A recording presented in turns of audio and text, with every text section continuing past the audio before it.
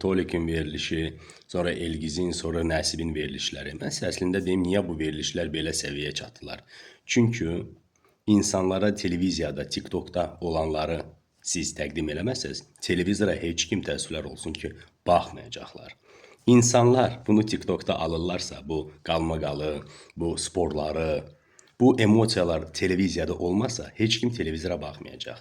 Sadəcə bugün siz insanlara seçim versəz, ya televizoru seçirsiniz, ya TikToku.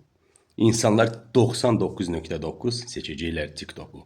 Təəssüflər olsun ki, televiziya belə formatda son 5 illiyini yaşayır. 5 ildən sonra belə getsə televiziyalar olmayacaq. Ona görə də televiziyalar nəyisə fikirləşməlidirlər.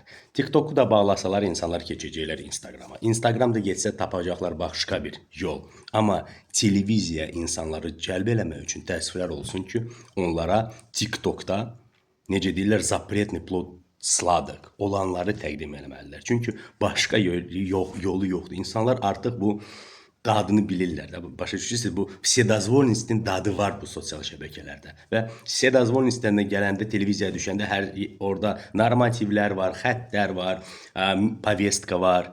Sadəcə təbii ki, oturacaqlar sosial şəbəkələrdə. Sadəcə bu faktdır.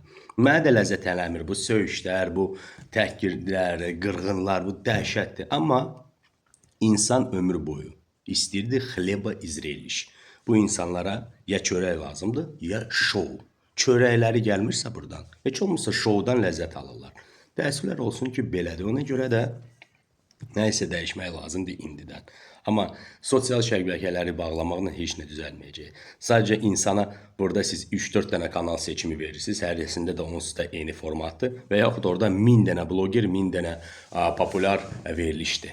İndi inanırsınız, xəbərləri də blogerlərdən alırlar. İnsana daha rahatdır bir blogerin hansısa mövzuya və yaxud xəbərə videosunu baxmaq bir dəqiqə ərzində. Nəinki otursun yarım saatdansa verilişə baxsın, orada da bir ayağı burada olan, bir ayağı gördü olan oturur, bir saatlarla nədənsə danışır.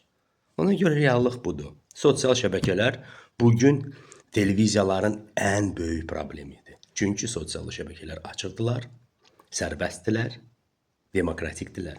Televiziyalarsa öz formatları var, zapretləri var, qırmızı xəttləri var. Fakt budur.